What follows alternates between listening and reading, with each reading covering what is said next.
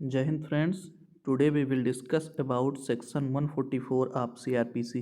CRPC means criminal procedure code. Hindi में से बोलेंगे दंड प्रक्रिया संहिता।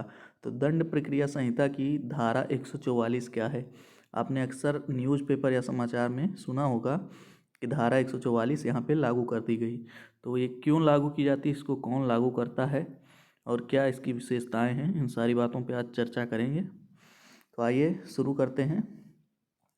यहाँ पे लिखा हुआ है this law empowers the magistrate of any state.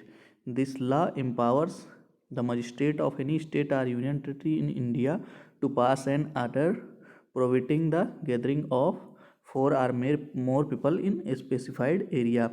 मतलब उस स्टेट के जो है एग्जीक्यूटिव मजिस्ट्रेट जो होते हैं या कोई जिलाधिकारी जैसे हो या सब डिविजनल मजिस्ट्रेट उप जिलाधिकारी, उनके पास पावर होती है धारा 144 लगाने की। मतलब एक ज़िले का जो जिलाधिकारी होता है या उप जिलाधिकारी, कुल मिला के जो मजिस्ट्रेट की पावर रखता है अपने पास, उसके पास पावर होती है, शक्ति, कि वो धारा 144 लगा सके। लागू करने के बाद में वहाँ जिस स्थान पे ये लागू होगा उस एरिए में स्पेसिफाइड एरिया दिया हुआ है यहाँ पे, तो उस एरिए में 4 या उससे अधिक पीपल नहीं इकट्ठा हो सकते, न किसी प्रकार का सम्मेलन कर सकते हैं, न वहाँ पे इकट्ठा होकर के बातचीत कर सकते हैं, न कोई सभा कर सकते हैं। ये सारा उस धारा लगने के बाद में ये सारी चीज़ें प्रभावी हो जाती हैं। यहाँ पे अगला पॉइंट दिया हुआ है it impose in urgent cases of nuisance or apprehended danger of some event that has the potential to cause trouble or damage to human life or property.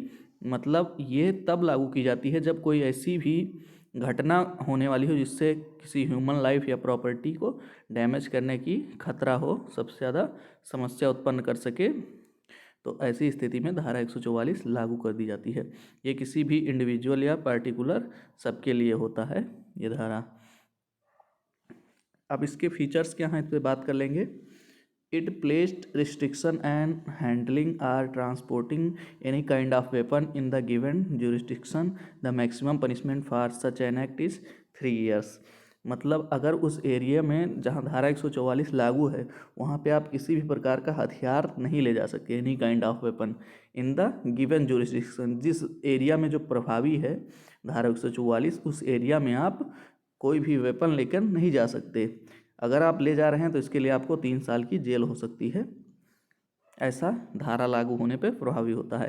According to the order under the section there shall be no movement of public and all educational institution shall also remain close. मतलब सारे जो हैं वहाँ पे public institution जो है, educational institution, वो सब जो है क्लोज रहेंगे, वहाँ पे बंद रहेंगे जहाँ पे धारा 144 लागू रहेगी।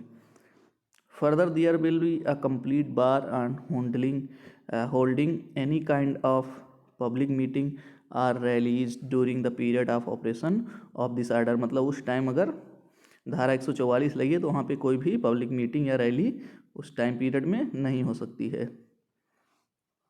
It deemed a punishable offence to obstruct the law enforcement agencies from disbanding an unlawful assembly।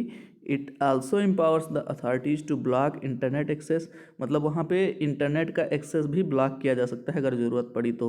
अगर ज़रूरत पड़ रहा है तो वहाँ पे इंटरनेट भी बंद किया जाएगा अगर ऐसी स्थिति वहाँ उत्पन्न हो रही है। The ultimate purpose of section 144 is to maintain peace and order in the area where trouble could erupt in the could erupt to disturb the regular life. मतलब उस जगह पे धारा 144 लागू की गई है, उसका मेन पर्पज क्या है? शांति और कानून व्यवस्था को बनाए रखना, जहाँ पर उसे कोई समस्या जो है डेली लाइफ में उत्पन्न ना हो किसी के, उस जगह पे शांति व्यवस्था बनाए रखने के लिए लागू की जाती है। ड्यूरेशन ऑफ सेक्शन जो है सेक्शन 144 का कितने समय तक ये लागू किया जा सकता है? तो no order under this section can also remain in force for a period of more than 2 months। मतलब 2 महीने से अधिक समय के लिए लागू नहीं किया जा सकता जब से धारा 144 लागू हुई है। लेकिन अगर स्टेट गवर्नमेंट को लगता है अंडर द, यहाँ पे लिखा हुआ देखिए, under the state government's discretion it can choose to extend the validity of for 2 more months within the maximum validity of extendable to 6 month, मतलब जिस डेट से धारा 144 लागू की गई है तो वो 2 महीने को ले करके टोटल 6 महीने तक का, जैसे मान लो 2 तारीख से लागू की गई या 1 जनवरी से लागू की गई तो वो 2 महीने इसी में काउंट हो जाएंगे, टोटल 6 महीने में, टोटल 6 महीने तक बढ़ाई जा सकती है वहाँ। 6 महीने से अधिक कोई नहीं बढ़ा सकता इसको। 6 महीने के बाद अपने आप में ये निष्प्रभावी हो जाएगी, निष्क्रिय हो जाएगी, मतलब 6 महीने तक स्टेट गवर्नमेंट इसको बढ़ा सकता है, धारा 144। और फिर जब दोबारा सिचुएशन नॉर्मल हो जाए तो इसको हटाया जा सकता है, 6 महीने तक बढ़ाया जा सकता है। अब धारा 144 कौन लागू करता है ये मैंने बता दिया पहले ही, जिला अधिकारी जो होता है उस जिले का वो लागू कर सकता है, या उप जिला अधिकारी, उसके पास जिसके पास भी मजिस्ट्रेटियल पावर होती है वो धारा 144 लागू कर सकता है। तो धारा 144 लागू हो जाएगी, उस जगह पे 4 या उससे अधिक व्यक्ति जो है सम्मेलन, सभा या बातचीत नहीं कर सकते इकट्ठा होकर, उस एरिया में वेपन ले जाना मना होता है, और भी सारी चीज़ें हैं। अगर कोई भी इस चीज़ का उल्लंघन करता है कोई भी व्यक्ति तो उसको जो है 3 साल की सज़ा हो सकती है, ये धारा 144 का मतलब होता है। आशा करता हूँ आपको वीडियो समझ में आया होगा। अगर इस तरह की और वीडियो आप चाहते हैं कि पुलिस जैसे कार्रवाई करती है 151 की, 107-16 की आपने सुना होगा, अधिकतर सबसे ज़्यादा 151 की कार्रवाई होती है, तो इस सब के बारे में अगर जानना चाहते हैं तो आप वीडियो के अंत में कमेंट बॉक्स में कमेंट करें, जिससे हम आपको अच्छा से अच्छा वीडियो बना सकें। वीडियो देखने के लिए थैंक यू सो मच।